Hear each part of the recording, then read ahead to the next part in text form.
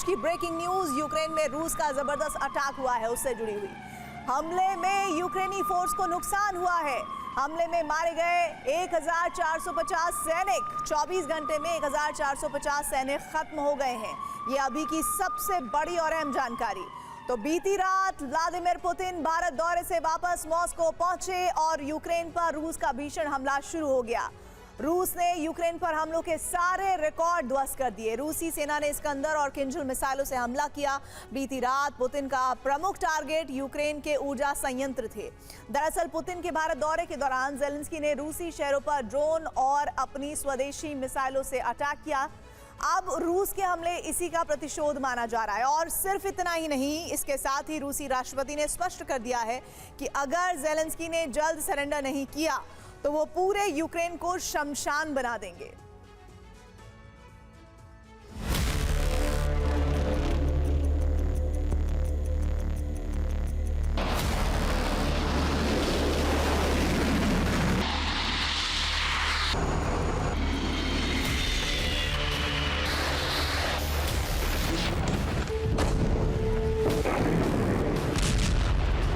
Kyiv में रूसी मिसाइलों से कोहराम मचा। लवीव में रूसी बॉम्बर्स ने भीषण तबाही मचाई।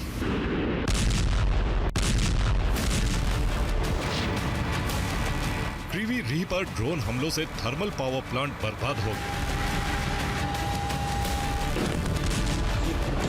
रूसी बारूद से दहले निप्रोपेट्रोवस्क के अलग अलग हिस्सों में आग लगी।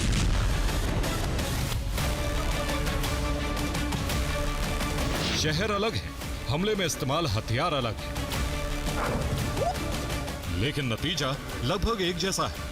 5 से 6 दिसंबर की सुबह 4:30 बजे रूसी राष्ट्रपति व्लादिमीर पुतिन मॉस्को पहुंचे, लेकिन उससे पहले ही रूस ने यूक्रेन पर भीषण हमले शुरू कर दी। कीव से लेकर लवीव तक रूस ने इतना बारूद बरसाया जिसे रोकना पश्चिमी देशों के डिफेंस सिस्टम के लिए नामुमकिन था।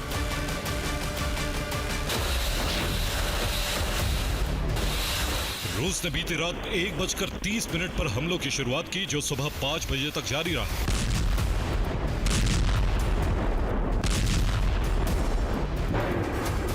महज 3.5 घंटे में रूस ने यूक्रेन पर अब तक का सबसे भीषण हमला किया। दावा है कि एक रात में इतना बारूद रूस ने यूक्रेन पर कभी नहीं बरसाया।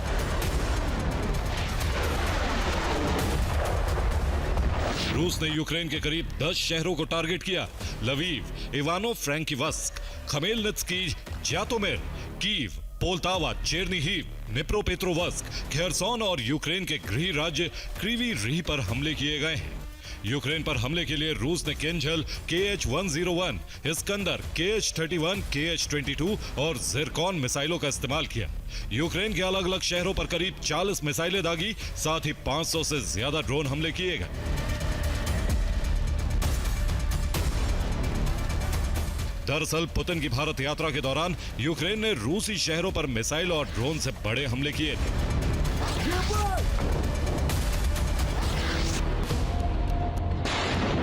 बीती रात रूस का हमला इसी का प्रतिशोध माना जा रहा है। यही वजह है कि रूस ने यूक्रेन पर जल, थल, नभ से एक साथ अटैक किया।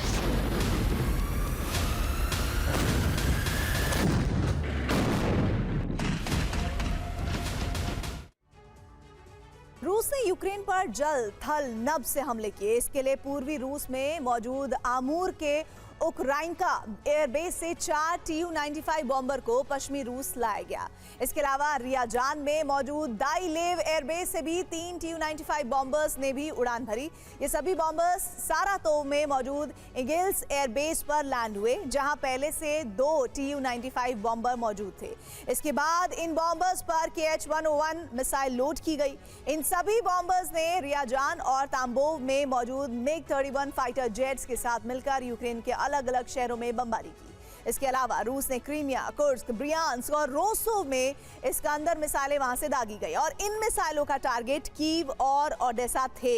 रूस ने ब्लैक सी में मौजूद नोवोसिबिर्स्क पोर्ट से भी हमले किए। यहां रूसी सबमरीन से कैलिबर मिसाइलें दागी गई। दावा है कि रूस ने सबमरीन से 5 कैलिबर मिसाइलें फायर की।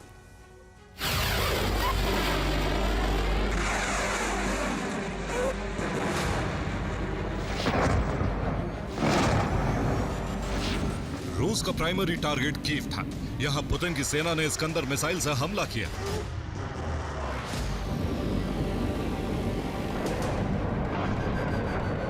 जिसके बाद शहर के अलग अलग हिस्सों में भीषण तबाही देखी गई।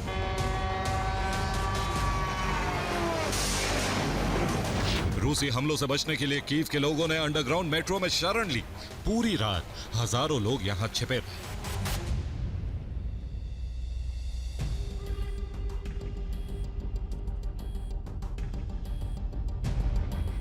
रूस ने कीव के पास मौजूद फास्टेव रेलवे स्टेशन को भी तबाह कर दिया। रूसी हमलों से हर तरफ सिर्फ तबाही और बर्बादी फैल गई।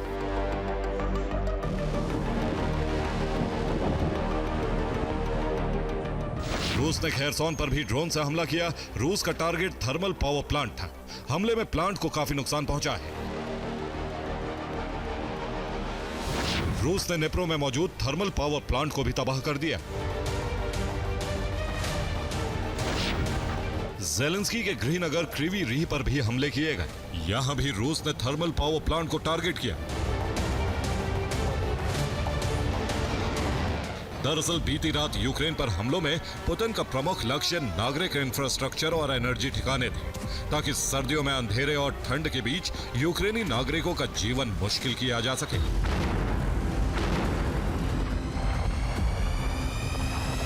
रूस ने यूक्रेन के 7 थर्मल पावर प्लांट को तबाह कर दिया।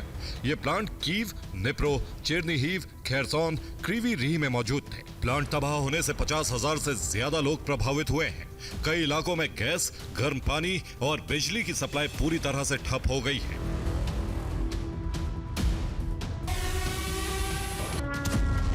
दावा है कि रूस के कई ड्रोन चेरनोबिल प्लांट के पास भी गिरे, जिसके बाद इस प्लांट से रेडिएशन फैलने का खतरा बढ़ गया है।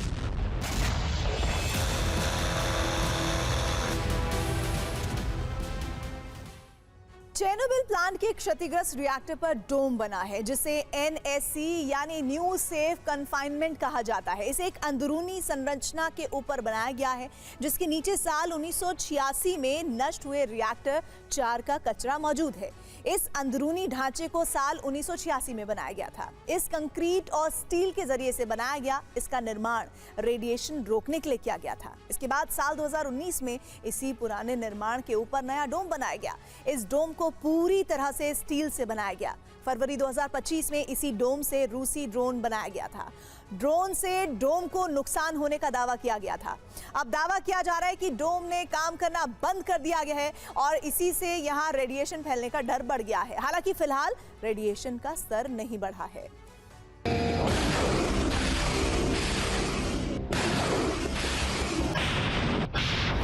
यूक्रेन पर रूस के हमले यूरोप के लिए भी चेतावनी माने जा रहे हैं,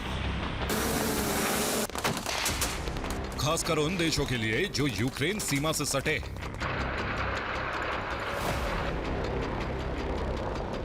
दरअसल रूसी बॉम्बर्स ने पश्चिमी यूक्रेन में मौजूद शहरों को भी निशाना बनाया। रूसी बॉम्बर्स के निशाने पर लवीव, इवानो फ्रैंकिवस्क और खमेलनित्स्की था।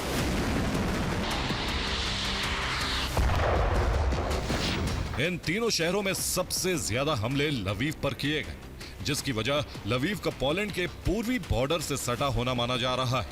दावा है कि रूस ने यहां 2 अहम हथियार डिपो को तबाह कर दिया।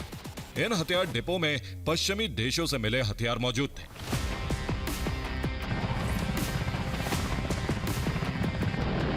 रूस ने न सिर्फ पश्चिम से मिले हथियारों को तबाह कर दिया, बल्कि ये संदेश भी दिया कि रूसी बारूद सिर्फ यूक्रेन के शहर लवीव ही नहीं बल्कि पोलैंड तक भी पहुंच सकता है। मॉस्को पहुंचते ही यूक्रेन पर हमले इस बात का स्पष्ट संकेत है कि पुतिन अब आर पार की तैयारी में है। अब ज़ेलेंस्की ने जल्द रूस के सामने सरेंडर नहीं किया तो रूसी राष्ट्रपति पूर्व से पश्चिम तक पूरे यूक्रेन को खंडर बना देंगे। Bureau report, TV9 Bharatvarsh.